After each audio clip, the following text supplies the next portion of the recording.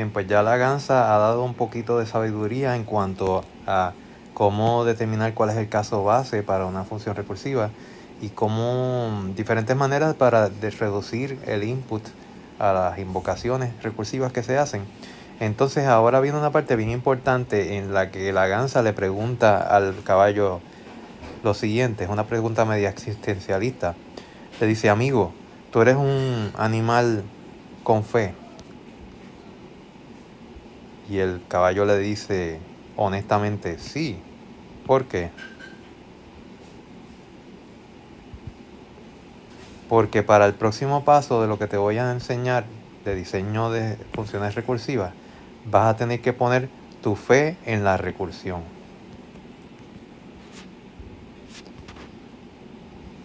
Y la Gansa le explica por qué.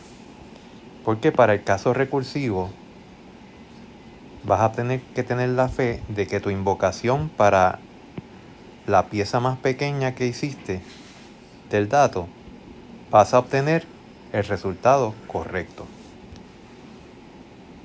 En otras palabras, si a mí me piden el factorial de 8 y yo digo que lo voy a solucionar multiplicando a 8 por factorial de 7, yo estoy poniendo mi fe en que el resultado de esa invocación para un tamaño más pequeño me va a devolver un resultado correcto, que entonces yo voy a multiplicar por 8 y voy a obtener el resultado final correcto.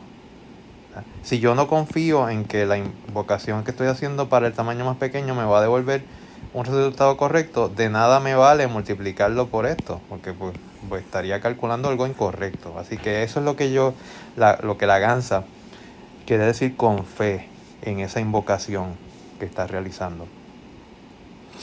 Ella está poniendo la fe en que el factorial de n-1 regresa un valor correcto y que cuando es combinado con el 8 en el ejemplo ese que estábamos haciendo, pues eso me va a dar finalmente el resultado correcto.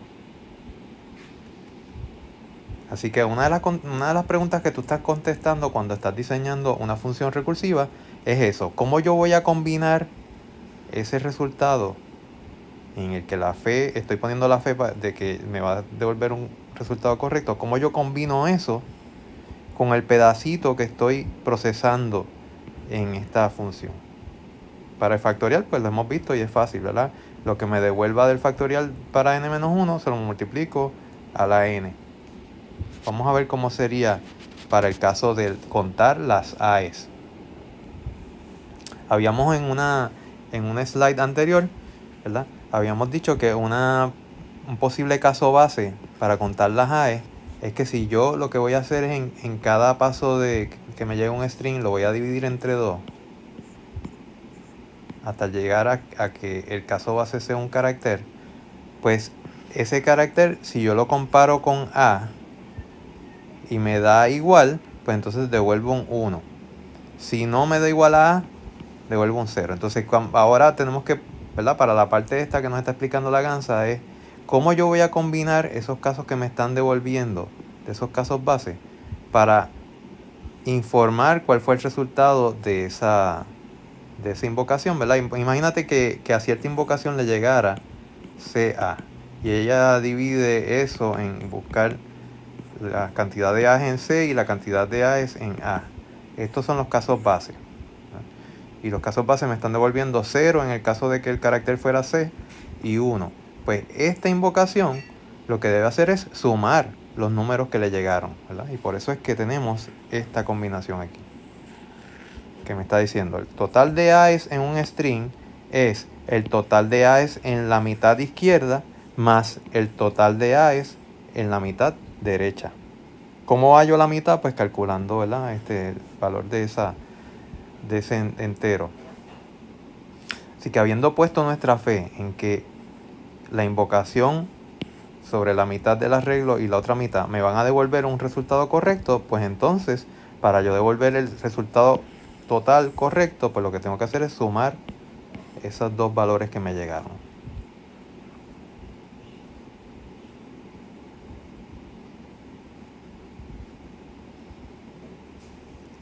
Ahora la Gansa tiene una petición de una función un poquito más extraña y te dice: Así es que se va a llamar la función que yo quiero que tú me diseñes. Se va a llamar la suma de los dígitos. Y recibe un entero. Vamos a tratar de poner en práctica las diferentes enseñanzas que nos ha dado la gansa. Nos está llegando un número entero. Así que el caso base, ¿verdad? Y vamos a imaginárnoslo con ejemplos, que quizás así es más fácil. Imagínate que te llegara un número como este, 8715. Y lo que nos pide, ¿verdad? Para aclarar qué es lo que se supone que nos devuelva esto, es que nos devuelva la suma de 8 más 7 más 1 más 5. 8 más 7 son 15, más 1 son 16, más 1 21 en este caso debería ser el resultado. Pues, ¿cómo reducimos ese entero que nos está llegando para eventualmente llevarlo a un entero al que sea fácil hallarle el resultado?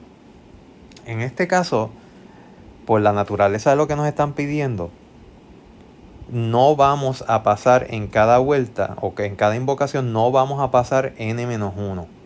Es decir, 8715 no va a invocarse así, no va a invocar a la función con 8714 porque ahí se está perdiendo la esencia de lo que queremos contar. Lo que queremos contar es lo que valga cada uno de los dígitos de ese número. Así que la estrategia para este tipo de problema donde lo que queremos es considerar los diferentes dígitos del número es que en cada invocación le vamos a ir quitando alguno de los dígitos al número. Es decir, la invocación para 8715, pues de alguna manera a lo que va a invocar es o a 871 porque le quitamos las unidades o a 715 porque le quitamos los millares. Y después esa, si nos vamos por esta ruta, pues esa invocaría a 87 y esa invocaría algo que se pasa a 8. Y entonces ya en este punto, cuando lo que tenemos es un mero dígito, pues ahí ese es el elemento sencillo al que le conoceríamos el resultado. Porque el valor que tiene la suma de los dígitos de un dígito solamente es el dígito. Y ya eso podría devolver 8. Y de alguna manera combinaríamos eso con el 7 y nos daría 15. Y de alguna manera combinaríamos eso con el 1 y nos daría 16. Y de alguna manera combinaríamos eso con el 5 y nos daría 21. Así que esa es la estrategia que yo voy a tratar de seguir. En cada invocación, yo quiero pasarle a la próxima invocación el número que me llegó, pero habiéndole quitado uno de los dígitos de los extremos. Yo voy a escoger usar este. ¿Okay? Chévere. Pues vamos a ilustrar nuevamente eso, que es lo que yo quiero ahora de una forma más completa, para que se vea la estrategia, por lo menos para este ejemplo de 8715. Invoco mi función con 8715. Yo lo que quiero es que la función extraiga el 5 y de alguna manera, ¿verdad? Que vamos a ver ahorita cómo es que se lo va a extraer. Y se va a invocar a sí misma pasándose 871. Y esa invocación para 871 va a extraer el 1 y se va a invocar a sí misma para 87. Y esa invocación de 87 va a extraer el 7 y se va a invocar sobre el 8. Y ya al invocarse sobre un dígito solamente, pues eso va a ser el caso base, que me va a devolver en este caso 8. La suma de los dígitos del número 8 es 8. Ese 8 se va a sumar con 7, que va a reportar 15. Ese 15 se va a sumar con 1, va a reportar 16. Ese 16 se va a sumar con ese 5 que teníamos esperando ahí. Y eso va a devolver 21. ¿Cómo? ¿Verdad? Ya hemos visto cuál es el caso base, que es este, cuando invocamos la función con un dígito solito. ¿Cómo la vamos a reducir? Pues la reducción aquí es que lo que mencioné ahorita, de que vamos a, ¿verdad? Cada vez que nos llega el número, le vamos a quitar el número de las unidades y vamos a invocar con el resto del número. Fíjate que aquí nos llega 871 a esta. Extraemos las unidades y invocamos con el resto del número. ¿Y cómo vamos a combinar el caso recursivo? Pues fíjate, aquí podemos ver los diferentes casos recursivos y notamos que en cada uno de ellos lo que estamos haciendo es que el número que extraímos de las unidades se lo vamos a sumar a lo que nos devuelva la función invocada para el resto del número. Aquí es que estamos haciendo el acto de fe. Estoy confiando en que esto me va a devolver un número correcto, que al yo sumárselo a lo que extraje en esa invocación, pues a su vez va a dar la solución global correcta. Así que, ¿cómo combinamos esas cosas? Pues vamos a ver, el caso base sería que si el número que me están pasando es menor o igual a 9, ¿verdad? Eso quiere decir que lo que me está llegando a mí es un número entre 0 y 9 inclusive. Pues en esos casos yo voy a devolver simplemente el número. Ese es el caso base. Es lo que ocurre en nuestra ilustración aquí. De otro modo, lo que yo quiero devolver es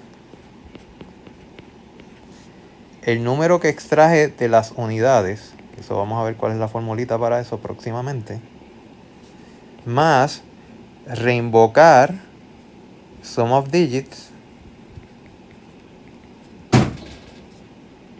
para el resto del número. Entonces aquí es que viene lo que te tienes que acordar de 3033, que es el siguiente asunto. ¿Cómo yo extraigo las unidades de este número? Pues las unidades de ese número son fáciles de accesar si yo le aplico a ese número un módulo contra 10. Así que n módulo 10. El número más grande que tú te quieras imaginar. Cuando tú le haces módulo 10, lo que te va a devolver son las unidades de ese número. Y para el resto del número, ¿cómo podemos, para un número grandísimo así, obtener todo menos las unidades? Pues eso se puede obtener en vez de haciéndole un módulo 10, haciéndole una división entera entre 10. Así que aquí ponemos n entre 10 y tenemos completada nuestra función sum of digits, caso base, caso recursivo. Lo que va a hacer es extraer las unidades, ¿verdad? Lo que hemos estado ilustrando acá, y sumarle el resultado de invocar la función para el resto del número.